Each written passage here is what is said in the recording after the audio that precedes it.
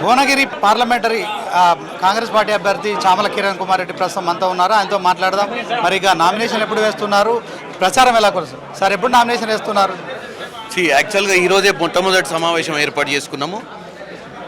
ఇప్పటి వరకు నేను ఎమ్మెల్యేలందరినీ కలవడం జరిగింది, కాన్స్టిట్యున్సీలు కూడా విజిట్ చేయడం జరిగింది. కానీ ముఖ్య కార్యకర్తల సమావేశం 12వ తారీఖు అంటే ఎల్లుండి నుంచి స్టార్ట్, రంజాన్ ఉందని చెప్పి ఎల్లుండి నుంచి పెట్టడం జరిగింది. మొదటి 7 రోజులు 7 నియోజకవర్గాలలో 18వ తారీఖు దాకా విస్తృత స్థాయి కార్యకర్తల సమావేశం ఉంది. ప్రతి బూత్ నుంచి 20 మంది కార్యకర్తలతో ఈ యొక్క సమావేశం ఏర్పాటు చేస్తుంటాం. నెక్స్ట్ 18వ తారీఖు నుంచి మున్సిపాలిటీ హెడ్ క్వార్టర్స్లల్లో డోర్ టు డోర్ క్యాంపెయినింగ్ 4 దినాలు చేస్తాము. ఆ మధ్యలో 21వ తారీఖు నాడు నామినేషన్ ఉంటుంది. రేవంత్ రెడ్డి గారు భువనగిరికి నామినేషన్కి వస్తున్నారు, ముఖ్యమంత్రి గారు, అలాగే కోమటిరెడ్డి వెంకటరెడ్డి గారు, రాజగోపాల్ రెడ్డి గారు అందరం కలిసి ఆ రోజు నామినేషన్ ఇస్తాం భువనగిరిలో. 22, 23, 24 దాకా మళ్ళీ మున్సిపాలిటీలు కంప్లీట్ చేస్తూ 25, 26 నుంచి అన్ని మండలాల కేంద్రాలలో సభలు ఏర్పాటు చేస్తాం. దగ్గర 50 మండలాల సభలు ఉంటాయి. ఇలా 10వ తారీఖు మే 10వ తారీఖు దాకా ప్రచార కార్యక్రమాన్ని ఈరోజు డిసైడ్ చేసినాం. మ్యాక్సిమం కార్యకర్తలను మ్యాక్సిమం ప్రజలను కలిసే విధంగా రూట్ మ్యాప్ వేయడం జరిగింది. అంటే సమయం చాలా తక్కువ ఉంది సార్. మరి పార్లమెంట్ కాన్స్టిట్యున్సీ చాలా పెద్దది. మీరు మొదటిసారిగానే ఎంపీగా పోటీ చేస్తున్నారు. అధికార పార్టీ మీకు అండగా ఉంటుంది, అందులో ఎలాంటి సందేహం లేదు.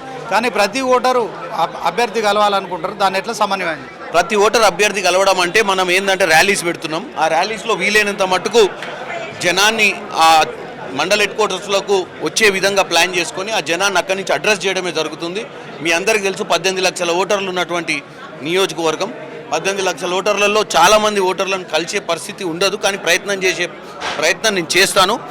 ముందైతే కార్యకర్తలు ఎవరైతే ఈరోజు వరకు నాకు టికెట్ డిక్లేర్ అయినప్పటి నుంచి చాలామంది లీడర్లను కలవలేకపోయినా వాళ్ళందరినీ విస్తృతంగా 7 రోజులు కలవడం జరుగుతుంది. అంటే సీఎం రేవంత్ రెడ్డి గారి ప్రోగ్రామ్స్ కావచ్చు, కాంగ్రెస్ అధిష్టానం నుంచి రాహుల్ గాంధీ, ప్రియాంక గాంధీ ప్రోగ్రామ్స్ ఎలా ఉన్నాయి సార్ మన నియోజకవర్గం? మీకు చెప్పిన కదా 21కి నామినేషన్, ఫస్ట్ వీక్లో ప్రియాంక గాంధీ గారి ప్రోగ్రామ్ ఉంటుంది చౌటుప్పల్ దగ్గర. ఈ 2 మేజర్ సభలు ఉంటాయి మన దగ్గర. అంటే నామినేషన్ రోజున ఎవరు వస్తున్నారు? రేవంత్ రెడ్డి గారు, కోమటిరెడ్డి వెంకటరెడ్డి గారు, రాజగోపాల్ రెడ్డి గారు, ఇంకా కొంచెం సీనియర్ నాయకులు వస్తారు. ఢిల్లీ నుంచి వచ్చే నాయకులు ప్రియాంక గాంధీ గారు. చౌటుప్పల్ల ఫస్ట్ వీక్లో ఉంటుంది ప్రోగ్రామ్. సో ప్రజలకి ఏం చెప్తారు సార్? భువనగిరి పార్లమెంట్ ప్రజలు, భువనగిరి పార్లమెంట్ ప్రజలందరూ ఇవాళ మొట్టమొదటిసారిగా 10 ఏళ్ళు కాంగ్రెస్ తెలంగాణ ఇచ్చిన తర్వాత ఈరోజు కాంగ్రెస్ని అధికారంలోకి తీసుకురావడానికి బ్రహ్మాండమైన మెజార్టీలు ఎమ్మెల్యేలందరికీ ఇచ్చిర్రు. వాళ్ళందరూ కూడా నన్ను ఆశీర్వదించాలి.